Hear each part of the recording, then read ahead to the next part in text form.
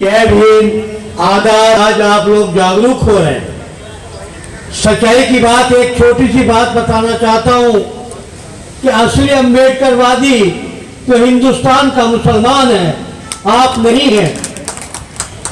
हिंदुस्तान के मुसलमानों ने 1946 में बाबा जी के आदर्शों को माना, उनकी बात मानी और मानने के बाद उन्हें राज्यसभा के अंदर भेजा और वो यहाँ पर आकर के संविधान पीठ के चेयरमैन बने।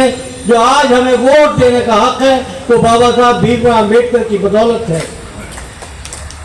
बाबा साहब अगर हमारा मार्गदर्शन न करते तो आज हिंदुस्तान का 20 करोड़ मुसलमान वोट से वंचित हो जाता।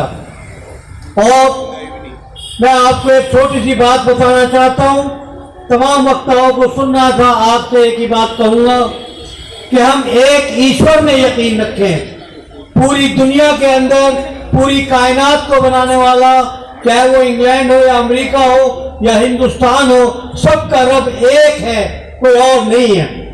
आपको भी उसी रब ने बनाया, मुझे भी उसी रब ने बनाया, पूरी दुनिया को उसी रब ने बनाया। आप भी हाथ से काम करते हैं, मैं भी हाथ से काम करता हूँ। आप भी पैरों से चलते हैं, मैं भी पैरों से चलता हूँ। तो हम में छोटा बड़ा क्या है, हम सब बराबरी के लोग हैं, सब बराबरी का दर्जा प्राप्त है। लेकिन हिंदुस्तान का जो कानून है वो संविधान है। आज जो मसला है वो हम लोग आपस में बैठ करके कम से कम एक बात तो करें। हम लोग बात नहीं करते, हम लोग अपने संगठनों को अपने घर तक चलाते हैं। पहले ये तय करो कि वफादार कौन है, वक्त खुद बताएगा गद्दार कौन है। अरे हम तो वफादार लोगों में से हैं, चाहे वो भीमराव अम्बेडकर के अनुयायी हैं। हम तो वफादार लोग हैं। हिंदुस्तान को हमने अपने खून पसीने से सींचा है। आज हमें ये देने की जरूरत नहीं है कि हम क्या हैं। हमारा तो सबको मालूम है कि हमने क्या किया हिंदुस्तान के लिए और क्या नहीं किया। जातियों में बांटा गया, ये हमारी भूल थी। लेकिन एक बात बताओ, जब दिन निकला जब सवेरा है, आज तो जाग जाओ। और बाबा साहब भीमराव अम्बेडकर ने जो बात कही, पढ़ो, तालीम बहुत जरूरी है। अगर तालीम ना होती तो मैं SC/ST आयोग में नेशनल कोऑर्डिनेटर भारत सरकार में ना बनता। अगर मेरे पास तालीम ना होती तो मैं फूड प्रोसेसिंग का चेयरमैन ना बनता। आप आधी रोटी कम खाओ, अपने बच्चों को पढ़ाओ, यही तुम्हारे पास एक चीज है, तब आपके अंदर समझ पैदा होगी। और समझ क्या है कि हमने जातिवाद, छुआछूत, मैं भी जब बचपन में पढ़ता था तो मेरे भी साथी पढ़ते थे, आज भी मेरे वो दोस्त हैं, तो हमें नाम लेके नहीं पुकारा जाता था। हमें तो हमारे नाम से क्या, हमारी जातियों से पुकारा जाता था। लेकिन आज वो दिन नहीं रहा। आज हमारे बच्चे भी पढ़ लिख के अमेरिका इंग्लैंड जा रहे हैं। ऐसी बात नहीं है, सिर्फ तालीम ही तुम्हारा मुकद्दर है। और मैं एक शेर के साथ जनाब जस्टिस साहब आपकी नजर कर रहा हूं। भीगे हुए परों से परवास करके देख, अंजाम उसके हाथ है आगाज करके देख। ये कैंचियां क्या मेरे पर काट डालेंगी, मैं परों से नहीं हौसलों से उठता हूं। आप अपने अंदर हौसला कायम कीजिए और आपको कोई कुछ नहीं बिगाड़ सकता। जब तक सत्ता में भागीदारी आपकी नहीं होगी, जब तक आपके हकूक के साथ आपको विधानसभा के अंदर, अरे मैं आपसे एक बात पूछना चाहता हूं कि बाबा काशीराम जी ने एक मिशन दिया तो मुसलमानों ने वोट दिया और मायावती को हमने मुख्यमंत्री बनाया। ये मुसलमानों की ताकत थी आपके साथ जुड़े। हम तो आज भी आपके साथ जुड़ने के लिए खड़े हैं। पूरा समाज आपके साथ है, क्योंकि हम भी दबे कुचले लोग हैं, हम भी समाज के सताए हुए लोग हैं।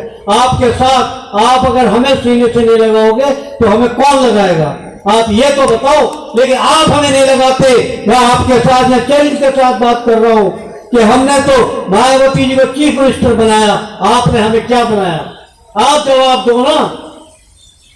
लेकिन हमारे जो लीडरान हैं, आप दूसरे लोगों की मीठी मीठी बातों में आके आप तोड़ देते हैं। अरे आप भी आंख से देखते हैं, मैं भी आंख से देखता हूं। चाहे कोई पंडित हो, चाहे कोई ठाकुर हो, चाहे कोई सैयद हो, अरे वो भी पैरों से चलते हैं, हम भी पैरों से चलते हैं। वो भी दिमाग से सोचते हैं, हम भी दिमाग से सोचते हैं। क्या फर्क है उनमें और हम में? बस फर्क एक है कि ईश्वर एक है। अल्लाह एक है। अगर हमने बहुत सारे अल्लाह को मान लिया, बहुत सारे ईश्वरों को मान लिया, बहुत सारे लीडरों को मान लिया, तो हम कामयाब नहीं हो सकते। हमें अपने घर में बॉस इज ऑलवेज राइट, एक बॉस बनाना होगा। हमारे जज साहब बैठे अल्हम्दुलिल्लाह, हमें एक बॉस बनाना होगा, उसके पीछे हमें अपनी उन्हीं की क़यादत के पीछे हमें चलना होगा। वो जो कहेंगे हम इंशाल्लाह आज फिर एक काशीराम बना देंगे, हम आज फिर दोबारा से मायावती बना देंगे। हमारे बगैर हिंदुस्तान अधूरा है, ये मेरी बात आप मान लो। जैसे हमने 1946 में बाबा साहब भीमराव अम्बेडकर को संविधान पीठ का चेयरमैन बनाया था, आज भी हम किसी दलित को इंशाल्लाह बनाएंगे।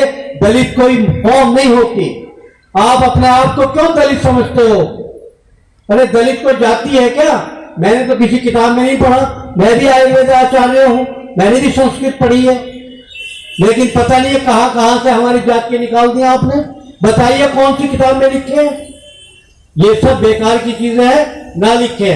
बस मैं अपनी बात खत्म करके आखिरी एक शेर पढ़ रहा हूं। जमीन पे बैठ के क्या आसमान देखता है, पंख खोल जमाना उड़ान देखता है।